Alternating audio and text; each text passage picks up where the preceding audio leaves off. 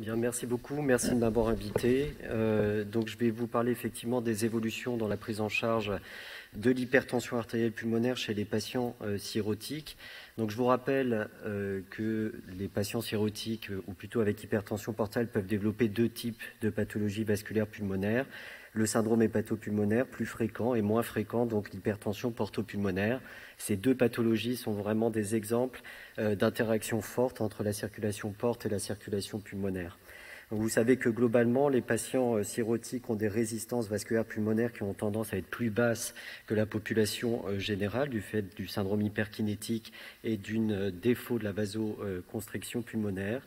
Et pourtant, donc, une faible proportion de patients vont pouvoir développer un haut niveau de résistance vasculaire pulmonaire et développer une insuffisance ventriculaire droite liée à un remodelage, comme vous voyez ici, des artères pulmonaires de petit calibre.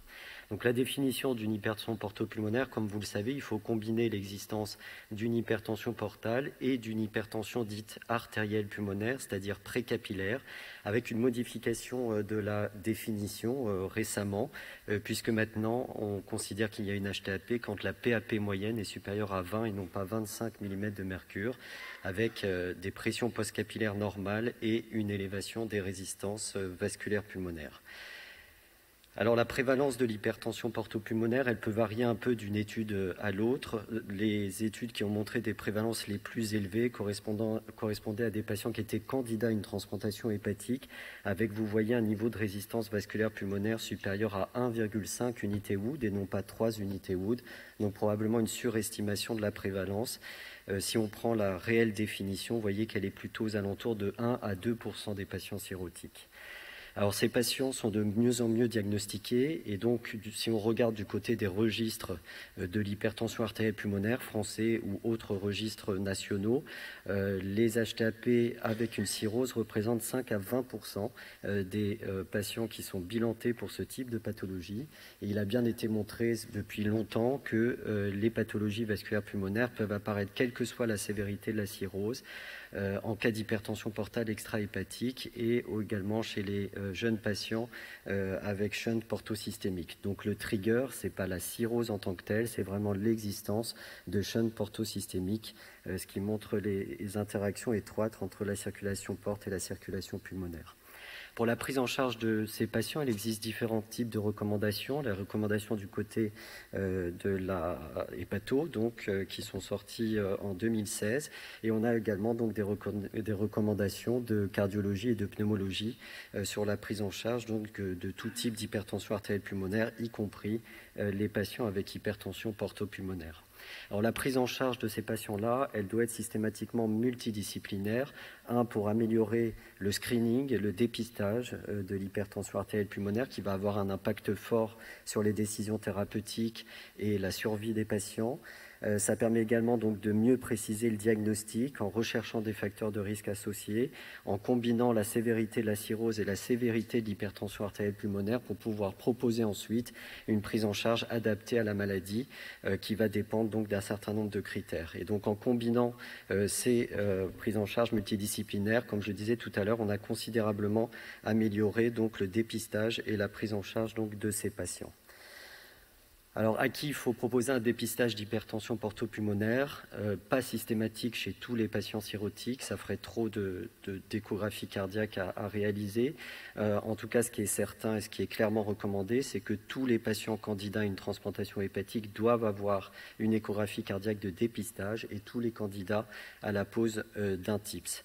Pour les autres patients, il faut savoir y penser et il faut demander donc un dépistage chez les patients qui ont une dyspnée inexpliquée, des épisodes de syncope, une rétention hydrosodée qui vous paraît non expliquée par la sévérité de la pathologie hépatique sous-jacente ou bien une élévation des marqueurs cardiaques comme le BNP ou le NT-proBNP.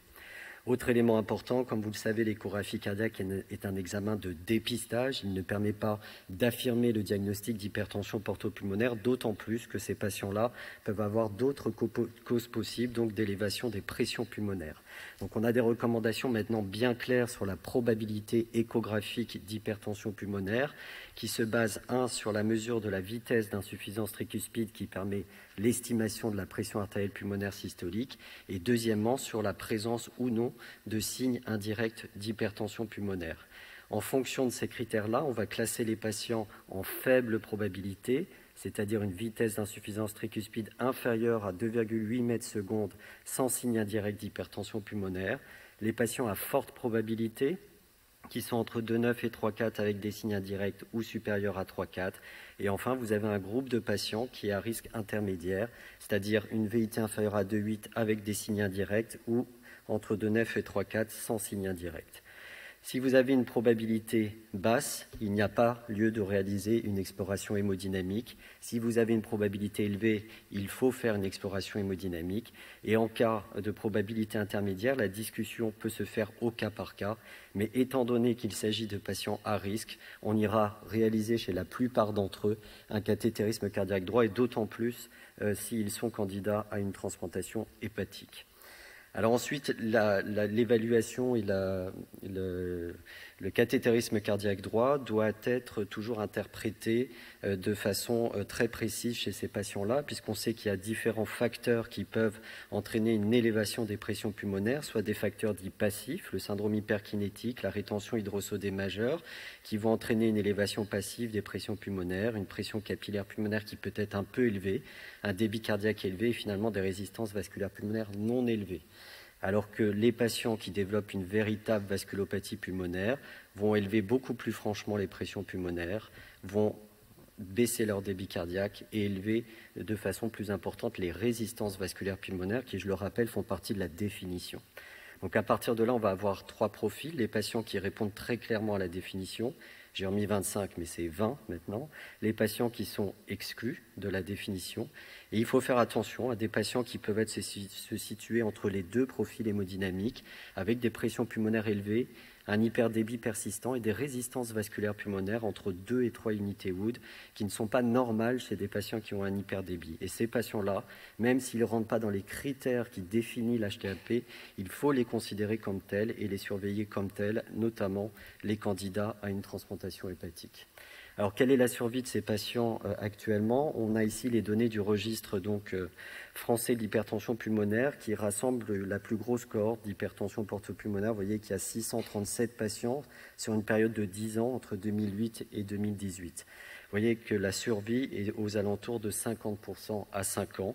Et ce qui va déterminer essentiellement le pronostic des patients au diagnostic d'HTAP, c'est finalement pas tellement la sévérité de l'hypertension artérielle pulmonaire, mais c'est la sévérité donc de la cirrhose sous-jacente, avec donc les patients en Child-C qui ont une survie qui est beaucoup plus dramatique, comme on peut s'y attendre. Alors, les critères hémodynamiques au moment du diagnostic ne déterminent pas le pronostic des patients. Ce qui va être plus important, c'est la réponse des patients aux traitements spécifiques de l'hypertension pulmonaire qui vont pouvoir être administrés. En ce qui concerne les traitements d'hypertension artérielle pulmonaire qu'on peut utiliser chez ces patients-là, on a 3 classes thérapeutiques qui se sont développées sur les 20 dernières années. On a la voie de la prostacycline qui s'administre en voie intraveineuse continue ou sous-cutanée continue, qui représente donc un certain nombre de risques infectieux sur les cathéters tunnelisés. Néanmoins, ça reste la voie la plus performante, mais qu'on utilise de moins en moins chez les patients avec cirrhose parce qu'on démontre qu'il y a une efficacité des 2 autres types de traitements, les antagonistes des récepteurs de l'endothéline et les inhibiteurs de la phosphodiesterase 5. Donc on a actuellement chez les patients qui ont une cirrhose, on peut utiliser 6 traitements, 2 chez les antagonistes de récepteurs de l'endothéline, 2 inhibiteurs de la phosphodiesterase 5 et 2 types de traitements pour les analogues de la prostacycline. Et de plus en plus, on utilise ces traitements de façon combinée pour pouvoir améliorer l'efficacité des traitements de l'HTAP. Alors la seule chose, c'est que jusqu'à très peu de temps, les patients cirrhotiques étaient toujours exclus des études qui ont démontré l'efficacité de ces thérapeutiques dans d'autres formes d'hypertension artérielle pulmonaire. Et donc, leur utilisation est essentiellement basée sur des expériences rétrospectives de registre et une étude prospective qui a pu être réalisée ces dernières années. Actuellement, le choix du traitement se fait toujours conjointement entre les spécialistes de l'hypertension pulmonaire et les pathologues qui prennent en charge le patient. Et on va intégrer dans la décision thérapeutique non seulement la sévérité de l'HTAP, bien sûr la sévérité de la cirrhose sous-jacente, et également s'il s'agit ou pas d'un patient qui est candidat à une transplantation hépatique. Donc vous avez ici la première étude prospective qui s'est faite avec l'utilisation du macitentan, qui est un antagoniste des récepteurs de l'endothéline. Environ 40% des inclusions ont été faites en France et qui démontrent prospectivement donc l'amélioration d'environ 30% des résistances vasculaires pulmonaires sous macitentan chez des patients qui étaient naïfs de traitement ou qui étaient déjà traités par inhibiteurs de la phosphodiestérase 5. En revanche, il n'y avait pas d'effet sur la mortalité, sur le test de marche ou sur le NT-proBNP. On a également analysé ces mêmes données sur l'ensemble du registre français de l'hypertension pulmonaire, donc 637 patients. La première chose qu'on peut voir, c'est que plus de 90% maintenant des patients sont traités, alors que si on reprenait notre même cohorte avant 2005, seuls 30% des patients recevaient un traitement spécifique de l'hypertension pulmonaire. Dans la plupart du temps, ces patients nécessitent uniquement une monothérapie, et chez environ 15% des patients, on utilise une combinaison thérapeutique dès le diagnostic d'HTAP et les ajustements ensuite se font en fonction de la réponse au traitement. La classe thérapeutique qui est la plus utilisée sont les inhibiteurs de la phosphodiestérase 5 qui ne sont pas hépatotoxiques, alors que les antagonistes des récepteurs de l'endothéline peuvent être hépatotoxiques et donc sont généralement moins utilisés en première intention.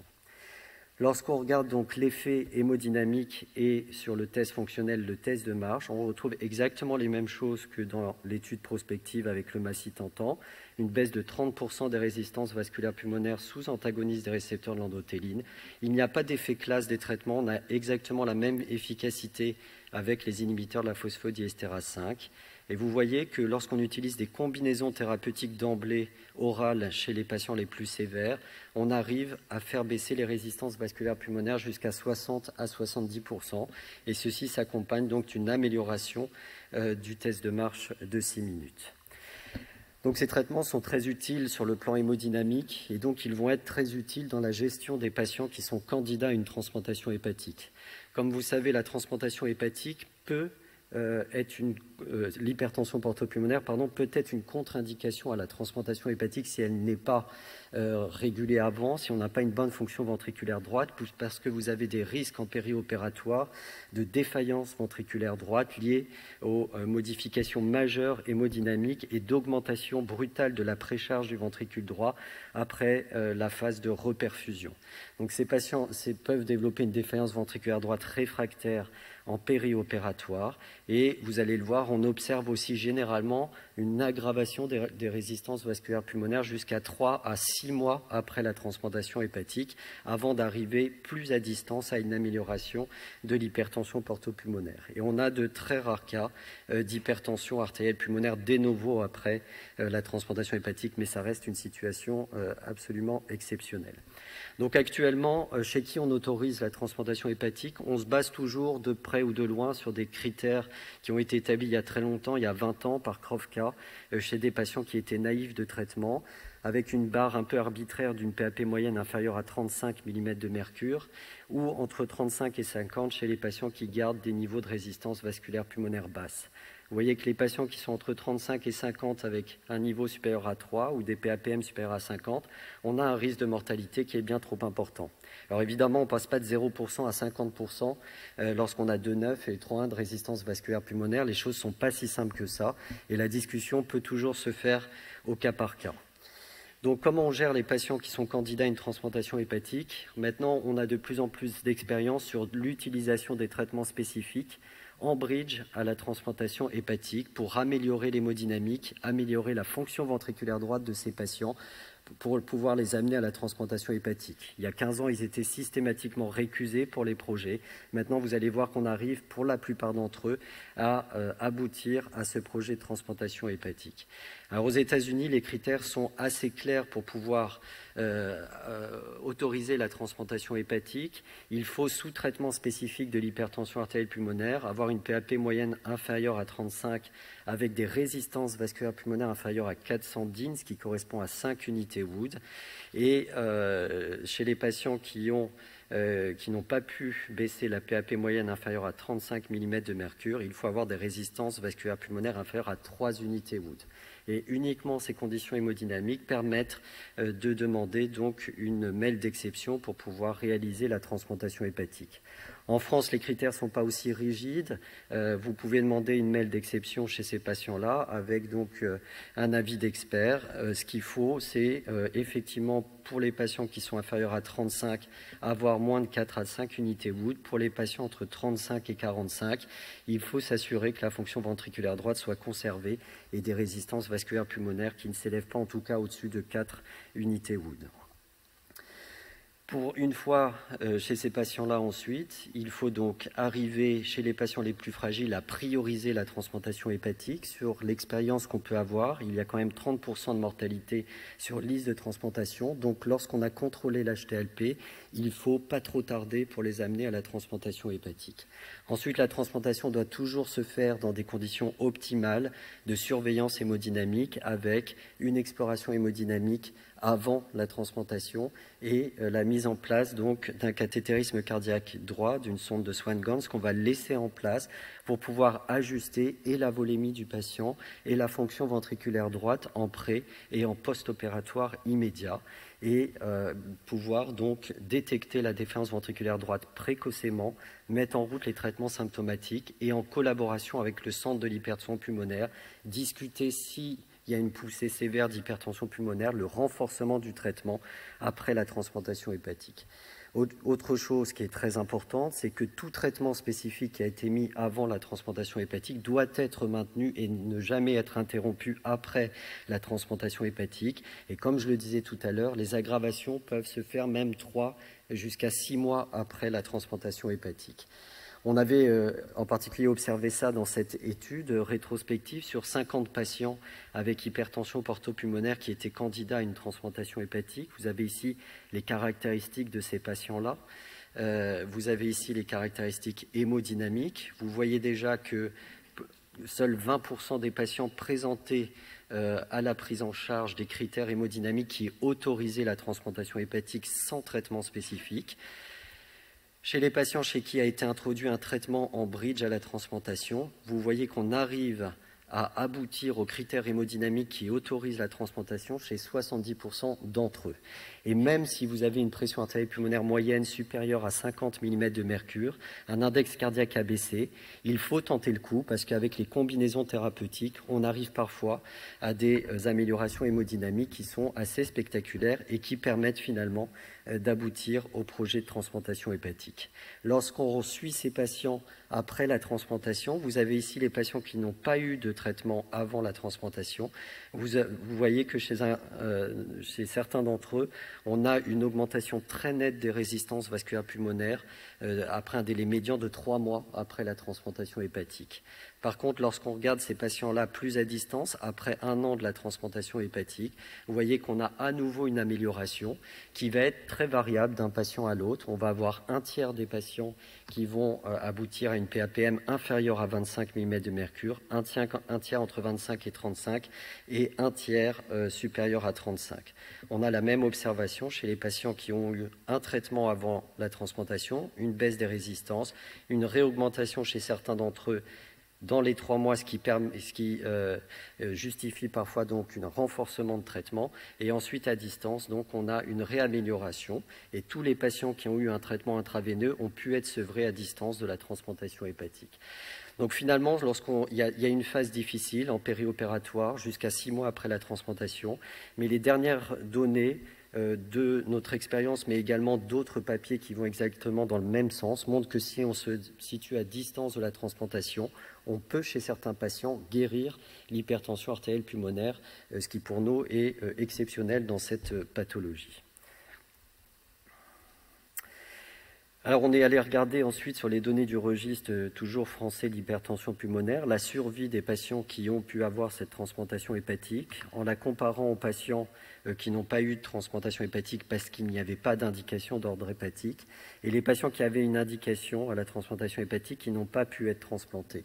Et vous voyez que finalement, maintenant, on aboutit à une survie qui est meilleure chez les patients qui ont une hypertension artérielle pulmonaire et qui ont bénéficié d'une transplantation hépatique en combinaison avec l'utilisation des traitements spécifiques de l'hypertension pulmonaire.